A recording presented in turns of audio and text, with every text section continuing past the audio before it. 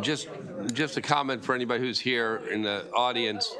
And this is my mistake, but all the things that we've got sort of ahead of us or before us are on this list. We're not dealing with all of them. In particular, if anyone was here about the sales and use that we had yesterday, we are not doing anything on that today. So it's just the things that are before us, or these are the things that we're still may have to deal with. All right.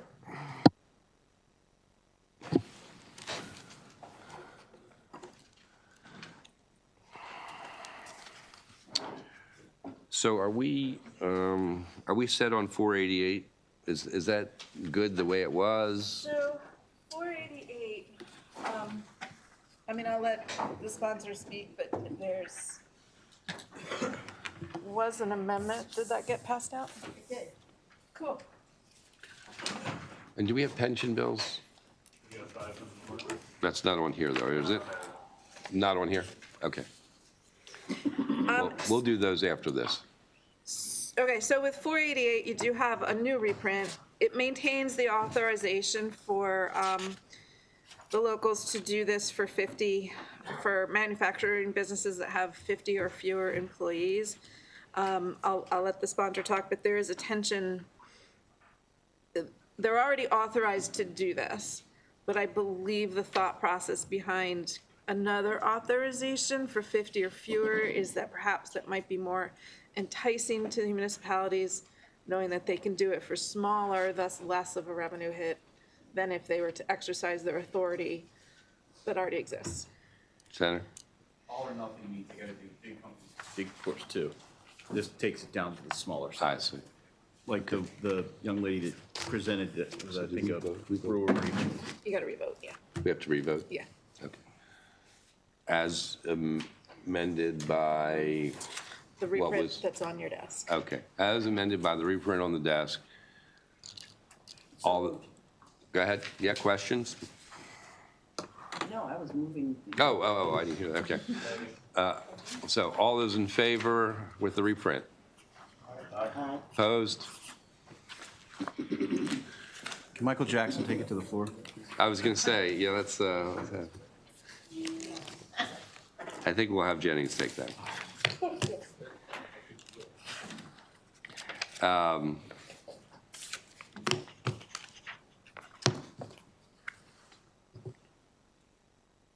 Hello?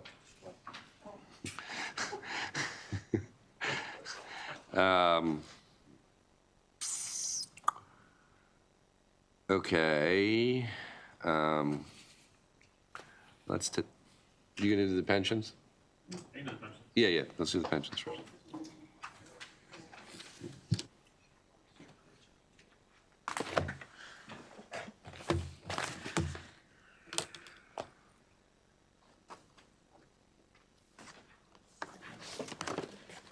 All right.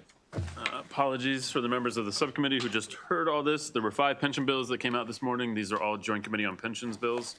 The first bill is Senate Bill 457. There were amendments.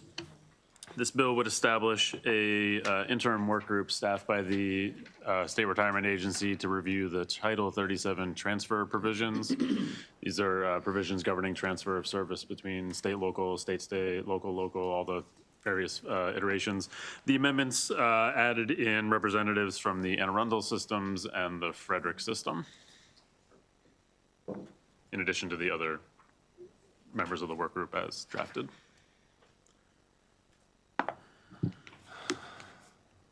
Senator Hellman?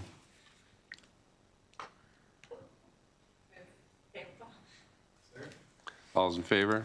Aye. Opposed? Okay. The next bill is Senate Bill 612. This is some follow-up, I guess, from the 2011 reform. In the 2011 reform, there were provisions that would allow for members to resume service in the pre-reform benefit requirements. That was amended a few times over the years. Over the interim, the system noted to the Joint Committee that for the correction system, the state police, and the law enforcement officers' plans, similar provisions were not included. So the bill adds those provisions stating that somebody who was pre-July 1, 2011, who vests, if they return to service, they'd be subject to the same benefits. Primarily for those systems, it's going to be vesting and the calculation of average final compensation. There are amendments as introduced. The bill had provisions related to the two older employees system plans, the non-contributory and the contributory plan. Those are being amended out of the bill for further review over the interim. Senator? Edelman? Second. All those in favor? Aye. Opposed? Senate Bill 692, this is the annual Joint Committee on Pensions clarification correction bill. The bill's doing two things. The first it's doing is altering some due dates for specified reports so that the due dates of those reports align with the availability of the information that's the basis for the reports. The second thing it's doing, it's correcting an issue that was identified last year. You extended the period of drop in the state police and LEAPs from 5 to 7 years. An issue arose with state police because they stopped contributing when they hit their maximum benefit accrual, which is 28 years. The way the drop provisions were worded referenced service credit. And so the change to clarify the provision to conform to the intent states that the calculation is based on the difference between 7 years and 32 years of employment, not service credit, because in state police, nobody would ever get to 32 years of service credit. Second. All those in favor? Opposed? Next bill is Senate Bill 768. This is some follow-up. Last year, there was legislation that moved certain Department of Health employees into the corrections officers' retirement system. These are some of the forensic facility positions. Over the interim, there was an issue identified related to some management and supervisory positions, and whether those, if people got promoted into those positions, whether they needed to be moved back into the employee system. So the bill clarifies that those management and supervisory positions would remain in the corrections officer system. It also clarifies some of the position titles that were added last year. And then you have your standard boilerplate language related to moving any employees into corps who may have had to be moved back into the employee system, how their service gets transferred back into corps. All those in favor? Aye. Opposed? All right, and the last bill is Senate Bill 810. This is legislation from the Joint Committee related to the systems authority over their investment division, staffing, and compensation. When that legislation was initially passed, there was a establishment of what's known as the Objective Criteria Committee. This is a body that was charged with making recommendations to the board related to compensation standards and objective criteria used for compensation and investment compensation. It's gone through its second iteration over the past year. The board has recommended to the Joint Committee removing that body and instead replacing it with a committee of the board, which would be known as the Compensation Committee. So this would be a statutorily required committee within the board. So the functions for the existing OCC are being transferred to that new committee. And then there were some amendments related to clarifying the executive director and the board's investment committee's authority over the compensation and job criteria for the chief investment officer position, as well as clarifying provisions related to the payment of incentives if a furlough were to happen. And then one thing that came in actually after I had spoken with you all this morning related to the use of consultants. The bill is introduced as clarifying the use of the consultants. There's an existing prohibition which is maintained that the consultant being used to determine the objective criteria for the compensation and incentive compensation can't also be used in another capacity for the board. The idea being creating a separation so there's no potential or perceived conflicts of interest. The system, as you may have heard, the CIO is retiring, and so the system is going to be doing some executive searches. The additional amendment, which we did not have this morning, would just be to clarify that the consultant providing the compensation and incentive services can also be used in an executive search staffing capacity. Second. All's in favor? Aye. Opposed? That is all the pension bills. Okay. All right, are we, let's go, well, since you're sitting there, we're second on this bill of mine, 848, Public Health Abortion Grant Program. 848.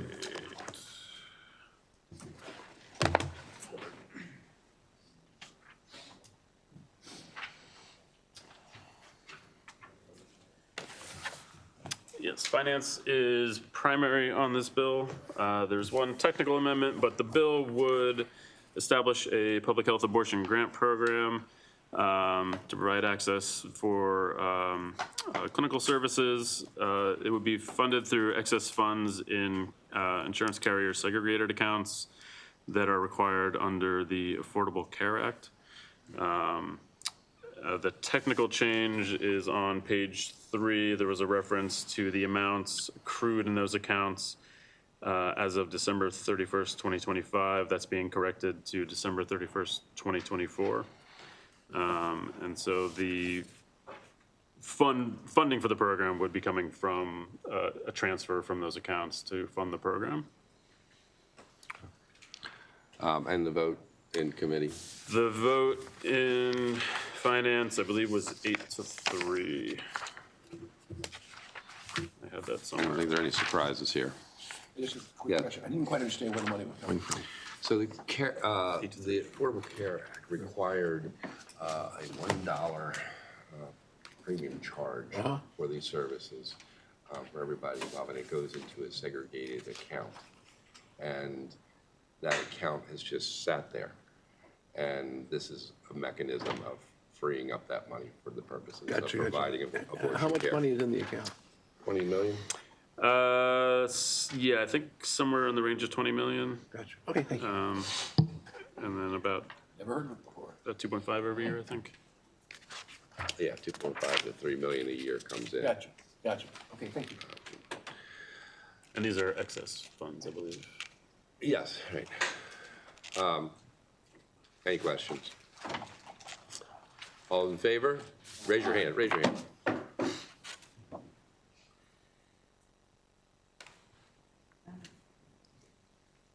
Opposed?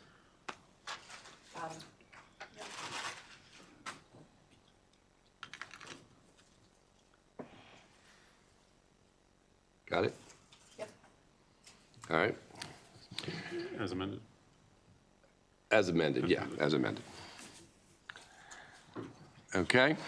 All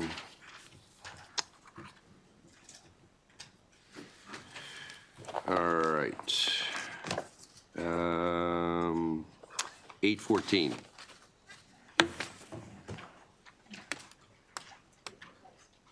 What's that? We get a good place? Good. This is a bill about reporting for local government, impact fees, surcharges, and excise taxes. It was held yesterday with discussion of where the reports would go and who would see them. And how did we end up? I was not made aware of any additional Oh, changes. I thought there was a good place. Oh, there are amendments. Oh, okay. That the sponsor has. That Pete said he was going to send over. Maybe he hasn't gotten back from the amendment office. Probably. Okay, that would be a hold then. Are we gonna come back today? And I mean, as long as, if there's something that has to be done, we can still get it done tomorrow for crossover.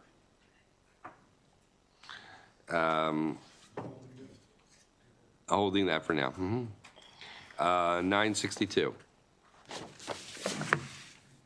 962,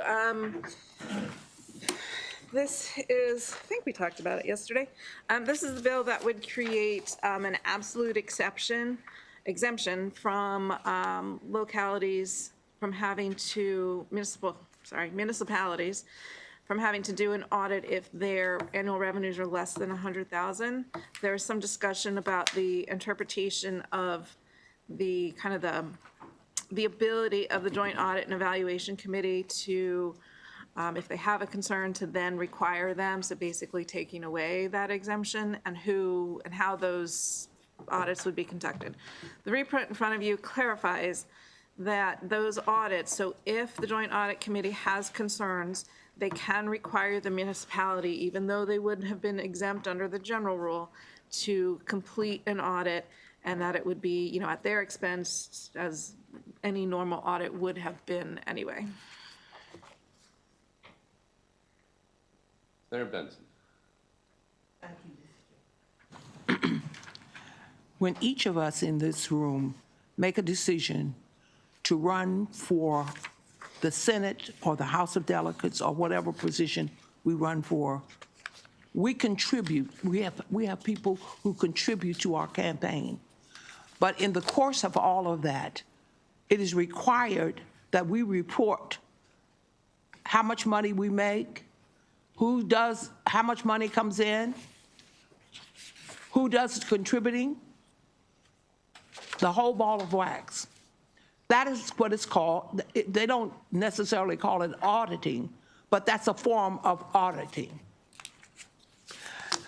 To let these municipalities off the hook by not requiring them to audit their books is a grave mistake, I'm telling you all.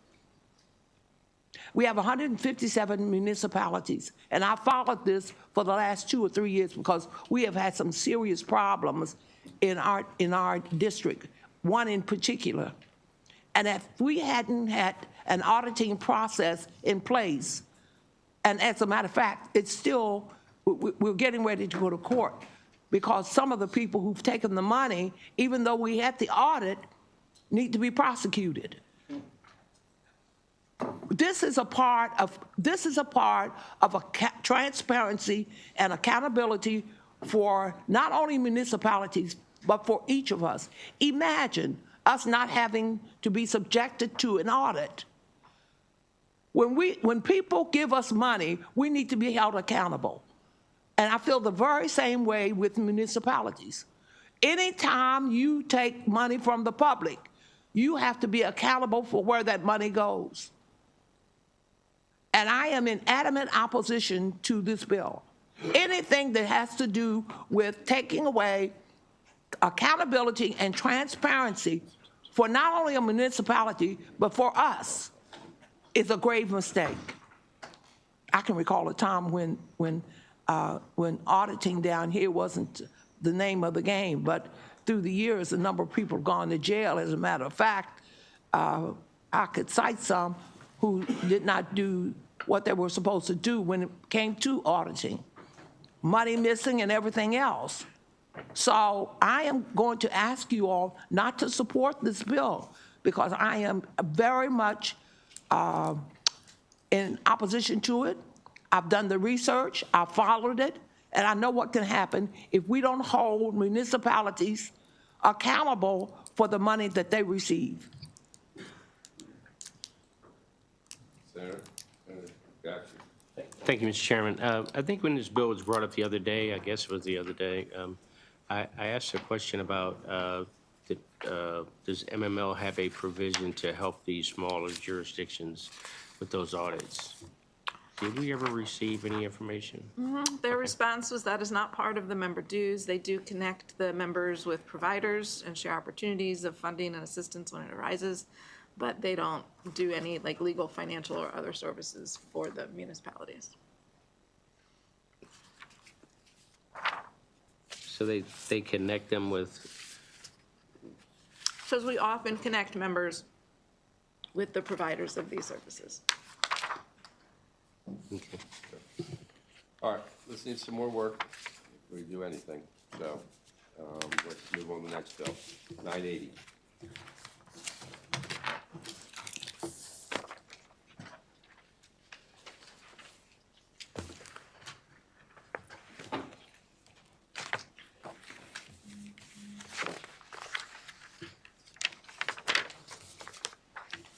Senate Bill 980 modifies the amount in use of funds transferred from Program Open Space to the Maryland Heritage Areas Authority Financing Fund. There is an amendment, and the amendment adds sponsors and ensures that the $600,000 that the Heritage Fund receives in operating expenses either remains at $600,000 or is 7% of the amount of the fund that they receive. So the issue was that by changing the percentage that they would receive from 10% to 7%, that could reduce the operating funding that they receive. And they just needed to ensure that they at least received with the floor of $600,000. 600,000? Yes, that's what they were receiving under current law. Senator Quarterman? Well, it's 10%, so if they got fully funded to the 6 million, they would get 600,000 for operating. I still think there might be an issue here, because if they got up to 12 million, if they got the full cap, then I think the way this is written, they still would only get 600,000 for operating, right? 600,000 or Or the- whichever is Which is greater. greater, okay, so that's when the 7% would kick in, okay. Yes. No, never mind. You still look lost. Yeah, I do. 7% of 12? 7% of 6? 7% of 12. So to reduce the percentage overall, What's the, the current is 10%, okay, right? what's the exposure? The ultimate exposure to the fund? Well, it all depends on how much is Right, authorized. because this says up to $12 million. 7% of 12. So it'll be 7% of the 12 million. Okay, got it. All right, all those in favor? As amended? I had one question. Yes, please. Sponsor, if you can just speak to like, Taylor Planning or one of the agencies I spoke to, if you do this, like day capacity shifts, if you can speak to that piece of it. So, it comes from the state side, Yeah. right? And so, there's obviously conversation going right now as far as what project open space is gonna look like. I think it's an ongoing conversation. But the main thing here is it's authorized, so if the open space money is lower, I would imagine that the Administration would put an amount in that would be detrimental to the overall, pot, so to speak. Does that help answer your question, or? I mean, that's the issue that they raised as far as how would that impact the stateside money if the stateside money is reduced. I thought theirs was dealing with staff capacity, am I wrong? Like the letter that they submitted? I mean, well, I can pull that up, 'cause I thought you were talking about the actual funding, I'm sorry.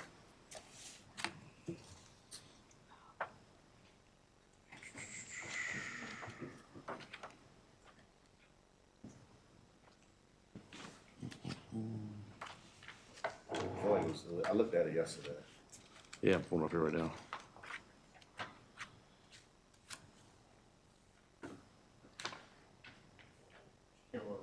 Yeah. So are we looking for a threshold, correct? Threshold amount of money, so if the fund, if Project Open Space drops below a certain level, as with this, although it's authorizing, so, Got you, That got you. says it. gotcha.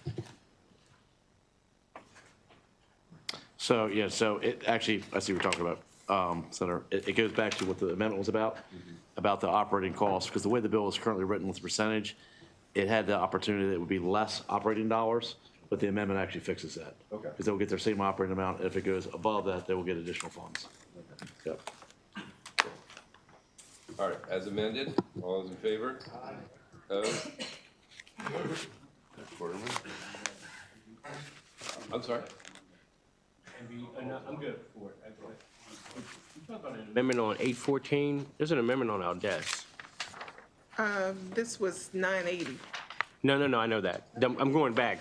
Earlier, we went on a bill and there was, We held that. And Oh, 14 was held.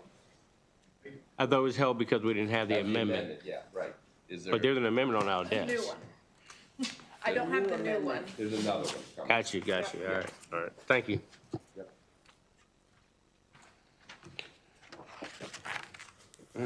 1,000.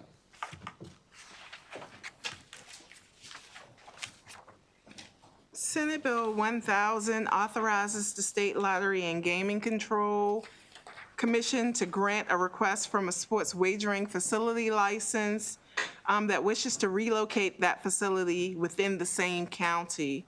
The license must have been originally issued on or before September 30th, 2023. And there is an amendment that was requested by the lottery that clarifies that this location change is subject to the approval of SWARC. SWARC, the organization, the, Sports Wagering Application Review Commission. Move favorable. all those in favor as amended? Aye.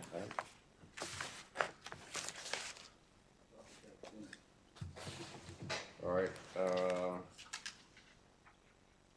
think I missed this one, so, or part of it maybe. No, I saw it, that's right. 1006, this was from just yesterday.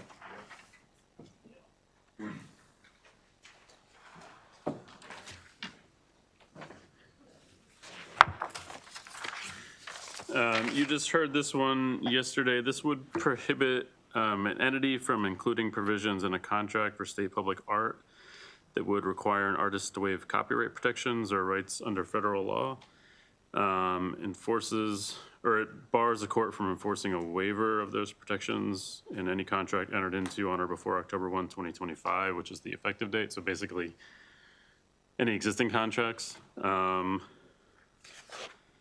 I did take a look at the testimony. This new contract for public art, This would also retroactively apply to all contracts. okay? And it's going to prohibit the state from putting in, Clauses that would require the artist to waive any of their copyright protections or rights. So the thing that I don't have an answer for is what the potential impact of that is. I don't know, to give you information, what these clauses look like. So I don't know if the intent of these clauses is to protect the state from being sued. yep, we need to look into that. Okay, I think that's all we're gonna do today, at least for now. We'll see how the day progresses.